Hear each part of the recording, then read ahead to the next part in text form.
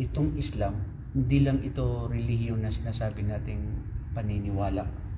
Bukod sa paniniwala sa tunay na nag-isang Diyos, ito yung relihiyon na kung saan ito na yung sistema ng buhay ng tao. Ibig sabihin, pag ang isang Muslim dito sa mundong ito, nandito siya, ang kanyang buhay ay dapat naaayon sa turo ng Islam. So ang kagandahan ng Islam, yung 24/7 na buhay natin dito sa mundo bilang isang Muslim, ito ay inaalay natin sa Allah. Dahil ang buhay dito sa mundo, panandalian. Naniniwala kayo niyan, di ba? Panandalian, saglit lang, hilisanin natin. Pamilya mo, mga mahal mo sa buhay, pera, at ang sinasabi natin na mga anumang meron tayo, lilisanin natin to. Pag namatay tayo, wala na. Ang tanging matitira sa ating libingan na makakasama natin na kaligtasan ay ang paniniwala sa tunay na nag-isang Diyos. At ang mga gawaing mabuti na ginagawa natin dito sa mundo. Ngayon, siyempre, gusto ko unawaan nyo at malaman ninyo sino itong si Allah na Diyos, na totoong Diyos na dapat sampahin. Sinabi niya sa Quran, ذَلِكَ بِأَنَّ اللَّهَ هُوَ الْحَقِّ وَأَنَّهُ مَن يَدْعُونَ مِن دُونِهِ هُوَ الْبَاطِلُ. Katotohanan siya ang Allah, ang katotohanan na totoong Diyos. Ang sino mang sumamba na ibang Diyos bukod pa sa Allah, katotohanan, ito ay kalapastangan, walang katotohanan, at nasa kabalukturan. Ibig sabihin, ang sino mang tao dito sa mundo na sumamba na ibang Diyos na maliban sa Allah, lahat ito ayon sa Islam ay hindi totoong Diyos. Bakit? Diyos-Diyosan na ginawa ng mga tao. O tinaguri ang Diyos-Diyosan, nanilinlang sila ng Satanas at ng kanilang sarili. Dahil siya ang Allah, na ang ibig sabihin ng Allah ay pinakataas-taasan. Nandoon siya sa langit. Siya ang una na wala pang nauna sa Kanya. Siya ang huli na walang mahuhuli sa Kanya. Wala siyang katumbas. Wala siyang kaparehas. Si Jesucristo, paano masasabing Diyos? Ipinanganak siya na may magulang. Meron bang Diyos na katulad natin, na tao? Hindi Diyos yun. Tao yun. So paano ang isang tao sasambahin niya ang katulad niyang tao? O paniniwalaan niya? Kaya nga sa Islam, hindi pwede sambahin ang mga propeta. Ni kahit sinong tao na sagrado, kung may tuturing man. Pati ang mga anghel na makapangyarihan na hindi natin nakikita, hindi pwede sambahin. Lahat ng yan ay nilikha ng tunay na nag-iisang Diyos na siya ang Allah. So, ang purpose ng buhay natin dito sa mundong ito ay sambahin ng Allah ang tunay na nag-iisang Diyos. So, ang pagsamba sa Islam, ang kagandahan kasi ng Islam, yung lahat ng gawain na mabuti na ginagawa mo, na inaali mo sa Allah. Halimbawa, akala na kasi ng iba, ang pagsamba sa Allah na tayo, this is the reason why Allah subhanahu wa ta'ala created us on this earth. This is to worship Him alone. Worshipping Allah subhanahu wa ta'ala does not necessarily mean you pray as a Muslim, going to the mosque, pray 5 times daily prayers, fast in the month of Ramadan. No, although these are the pillars of Islam, but not necessarily these are only, you will only focus on this. But the fact of the matter is that 24/7, pwede kang sumamba sa Allah. Paano? Katulad ngayon, itong pag-uusap natin is a form of conversation. Sinishare ko sa inyo ang Islam. It is already a form of worship na pagsamba sa Allah. Pag nagsalita ka ng mabuti, nagbigay ka ng payo sa iyong kapwa-tao, ito rin ay pagsamba sa Allah subhanahu wa ta'ala. Pag ikaw ay tinulungan mo ang tao na nangangailangan, pagsamba sa Allah.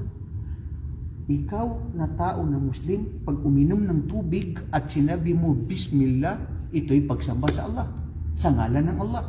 Matutulog ka, sasabihin mo, Allahumma bismika amutu wa ahya. Ya Allah, matutulog ako sa iyong pangalan. Mabubuhay ako muli sa pagbigay mo sa akin ng buhay. O magigising man ako, ito'y pagsamba sa Allah. May makita kang haram na ipinagbawal, nagsabi ka, Astaghfirullah, Ya Allah, patawad, ito rin ay pagsamba. So wala kang makikita, sister, Aisha, Rachel, wala kang makikita dito sa mundo na ang tunay na Muslim Ang buhay niya 24/7 lahat pagsamba sa Allah sa pamamagitan ng lagi mo siyang naalala. Mayroon kang koneksyon sa Kanya sa pamamagitan ng pananalita mo, sa pamamagitan ng puso mo na pag-aalala sa Kanya. So ito ang dahilan kung bakit tayo bilang isang Muslim o bilang isang tao na nandito sa mundo, ang ating layunin ay sumamba sa nag-iisang Diyos. Uulitin ko, ang pagsamba sa tunay na nag-iisang Diyos, lahat ng gawain na mabuti na inaalay mo sa Allah. Halimbawa, Ya Allah, magluluto ako sa pamilya ko bilang isang ina, ito ay pagsamba sa Allah. Mayroon ka ng gantimpala. Ang isang ama, aalis bukas, halimbawa sa trabaho, para maghanap buhay, ito ay pagsamba sa Allah subhanahu wa ta'ala. Magbigay ka ng payo, pagsamba sa Allah. Tumulong sa may problema, pagsamba sa Allah. Lahat na gagawin mo, lahat pagsamba sa Allah. Saan ito makikita? Dito lang sa Islam.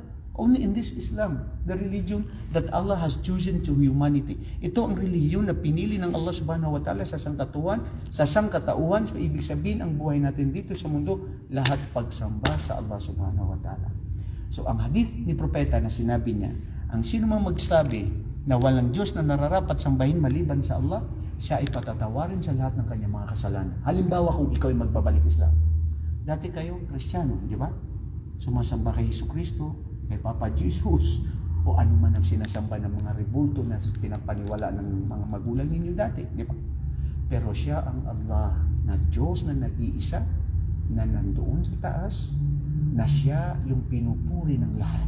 Subhanallah. Alam mo, bro, ang kagandahan ng Islam, siya ang Allah na nag-iisa, na hindi lang siya sinasamba ng mga tao, ng mga Muslim. Actually, hindi siya nangangailangan na sambahin siya. Kasi bago pa nilikha ang tao, nandiyan na siya. Kung bakit tayo nilikha dito sa mundo para sambahin siya, ito ay habag at awan niya sa atin. Dahil ang sino maniwala sa Kanya at sumamba sa Kanya at hindi magtambal, siya ay tanggap sa paraiso na buhay na walang hanggan. So, mercy. It is a mercy of Allah subhanahu wa ta'ala that He created human being, especially those who were guided into Islam. The only religion that Allah has made it perfect, the only religion that Allah will accept in the day of judgment is Islam. Wala nang iba. Kaya mapalad ang sino mang tumanggap sa tunay na nag-iisang Diyos. Na sumamba na nagsabi ng Asyhadu an la ilaha illallah wa anna Muhammad Rasulullah. So, ito ang tunay na yaman. Ito ang tunay na kaligtasan. Si Allah ang sinamba ng lahat ng mga propeta. Si Jesucristo, naniwala at sumamba sa tunay na nag-iisang Diyos. Si Jesucristo, nagpatira pa sa katulad ng pagpatira pa ng mga Muslim. Nilinlang tayo ni Satanas at ng mundong ito para lumayo sa tunay na nag-iisang Diyos. Wallahi, tunay na naniniwala ako na sayang ang buhay ng isang tao, maging Muslim man o Kristiyano o kahit sino, na sumamba sa ibang Diyos na hindi si Allah at mag-ibang relihiyon na hindi ang Islam. Oo, nakikita natin ng Islam, may mga Muslim na gumagawa ng kasalanan, mga kamalian, pero hindi yun titignan natin. Ang titignan natin kung ano ang tunay na turo ng Islam. Hindi ba? Islam, nandyan ang turo ni Propeta Muhammad at nandyan ang Quran. So, yun ang susundin natin. Kung sino yung mga Muslim, lahat tayo puhusgahan sa araw ng paghukom. Mayroon tayong paghuhusga. Sabi ng Allah subhanahu wa ta'ala, kulluhum atihi yawmal qiyamati farada. Lahat sila sa araw ng paghukom, lahat ng mga tao na nilikha ng Allah, darating sa araw ng paghukom, sila ay maglalakad na uhusgahan sa kanilang ginawa. Kaya mapalad ang sino mang maniwala sa tunay na nag-iisang Diyos. Ang tunay na kaligtasan. Sa Islam, walang sapilitan. Rachel, walang sapilitan.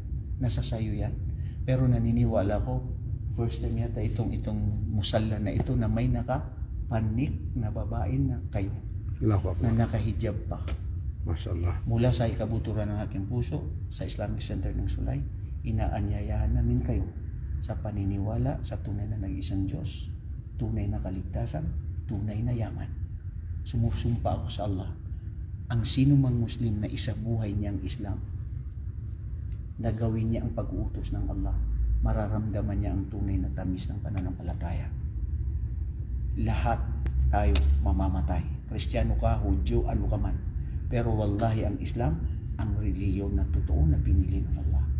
Kung iisipin natin tayong mga Pilipino, na unang relihiyon sa Pilipinas ay Islam. Bago pa dumating ang mga Espanyol, alam natin yan, di ba? Naging Kristiyano ang ating mga ninuno dahil sa pagdating ni Magellan. Pero oo, nandun tayo sa bago pa dumating ang mga Muslim sa Pilipinas, may mga Aitas, may mga Negritos na sumasamba sa mga barahala. Habag ng Allah na dumating ang mga Arabo na si Makhdum na para hindi papamuslimin ang mga tao. Dahil sa magandang pakikitungo nila sa mga tao, kusang loob na nag-Muslim yung mga tao.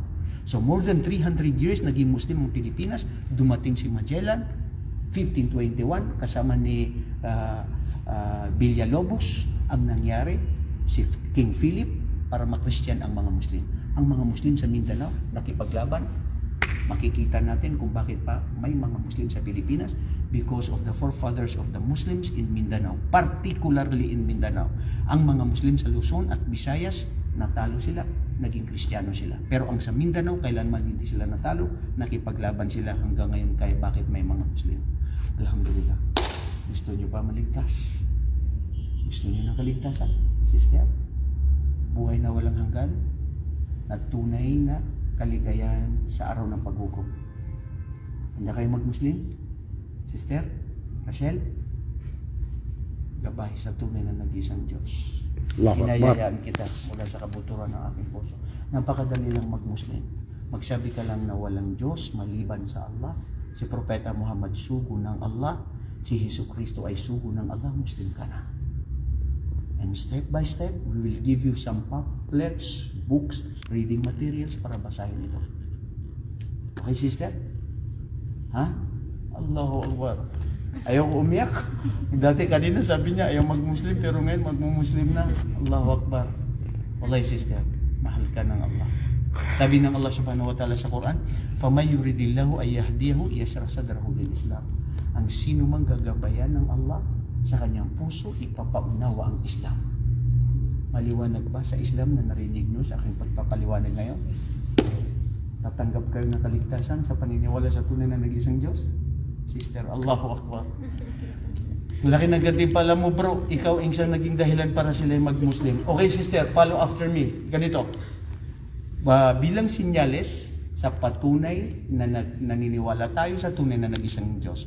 Sabihin nyo, Ashhadu an la ilaha illallah wa ashhadu anna Muhammadan Abdullahi wa rasuluh. Ako'y sumasaksi walang Diyos na dapat sambahin maliban sa Allah. Ako rin ay sumasaksi na si Propeta Muhammad ay bilang propeta ng Allah, huling sugo ng Allah at kanyang alipin. Ako rin ay sumasaksi na si Hesus Kristo na anak ni Maria, na siya si Isa sa Islam ay bilang alipin at isa sa mga propeta ng Allah. Allahu Akbar. MashaAllah. Congratulations. Bro, MashaAllah. Congratulations. Nag-Muslim na ang mga sister natin sa Islam. Si Aisha at saka si Rachel. Napakaganda, di ba? Ng Islam. Anong naramdaman ng sister? Allahu Akbar. Ha? Masaya. Wallahi, totoo yan. Masaya, napakagaan. Parang nagtanggalan ka ng tinig. Pag isabuhay natin ng Islam, napakasaya, napakagaan. Napakaganda ng Islam. Oh, mashallah. Ikaw, anong naramdaman mo? Masaya. Ganun din. Masaya. Mashallah. Alhamdulillah. Hinihiling ko sa Allah na siya ang saksi ngayon sa akin at ang kanyang mga anghel at ang sinumang nakakapanood sa video ito. Patawarin nawa kayo ng Allah sa inyong mga kasalanan. Tayong lahat, tanggapin tayo sa kanyang paraiso. Sabi niyo, Amen. Amin. Amin. Alhamdulillah. Inshallah, gabayan kayo ng Allah subhanahu wa ta'ala at